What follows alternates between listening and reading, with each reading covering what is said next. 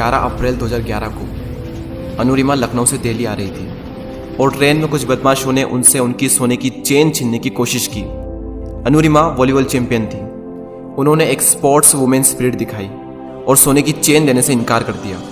जब उन्होंने सोने की चेन देने से इनकार कर दिया, वो 4 से 5 लड़के थे, उन्होंने अनुरिमा को चलती ट्रेन से उठाकर बाहर फेंक दिया। ये तो थी एक बुरी चीज़। इससे भी बुरा तो तब हुआ जब अनुरिमा को नीचे फेंका गया।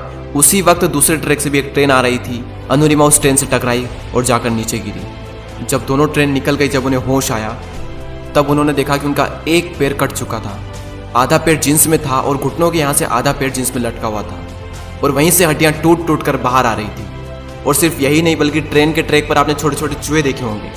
वो चूहे आकर उस घाव को, उस पैर को आकर कुतर रहे थे। अनुरिमा ये सारा दृश्य अपनी आंखों से साफ साफ देख रही थी, लेकिन कर कुछ नहीं पा रही थी क्योंकि उनकी बॉडी में जरा भी मूवमेंट नहीं हो रहा था।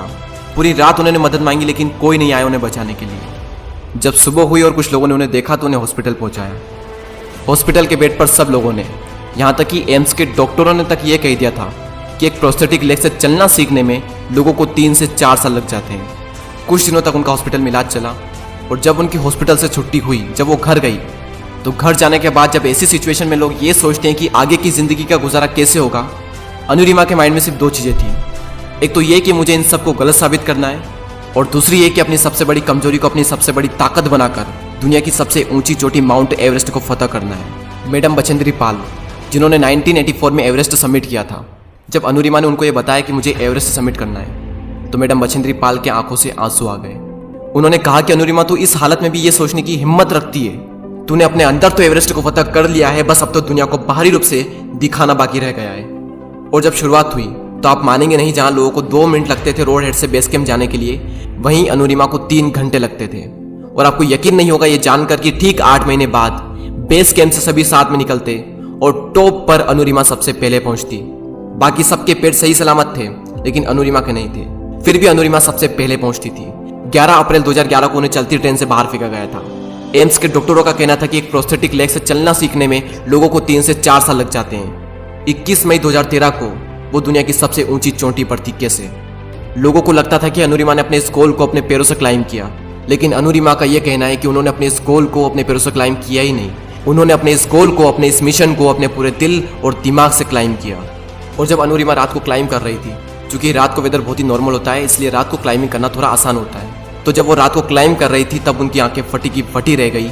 अंधेरे में जहां पर भी उनकी हेडलाइट पड़ रही थी, वहां पर सिर्फ लाशें ही लाशें बिछी थी। उनके अंदर से एक डर निकल रहा था कि जिस काम को करने के लिए वो निकली है, उसी काम को करने के लिए ये लोग निकले थे और ये लोग यहाँ पर मरे हुए हैं। और इन लोगों का तो शरीर भी सही सलामत था, उसके बावजूद भी ये यहाँ पर आकर मर गए। उनके अंदर से डर निकल रहा था और इस डर का सामना कर, थोड़ी हिम्मत दिखाकर उन्होंने अपना एक कदम आगे बढ़ाया और उसी कदम के आगे अपना एक कदम और रख दिया और धीरे धीरे ही सही, लेकिन वो आगे बढ़ी। हिलेरी स्टेशन, एवरेस्ट से थोड़ा नीचे। जब अनुरिमा वहां पहुंची तो उनका ऑक्सीजन का लेवल कम होने लगा। उनके शेरपा ने उन्हें कहा कि अनुरिमा वापस चलो, तुम्हारा ऑक्सीजन खत्म हो रहा है, अगर जिंदा बचे तो फिर से वापस आ सकते हैं। लेकिन अनुरिमा को पता था कि ये मौका उन्हें बहुत ही मुश्किल से मिला है और शायद इसके आगे उन्हें कोई मौका मिले ही ना, और वो इस गोल्डन चांस को कभी भी खोना नहीं चाहती थी। उन्होंने शेरपा की बात नहीं मानी और आगे बढ़ी।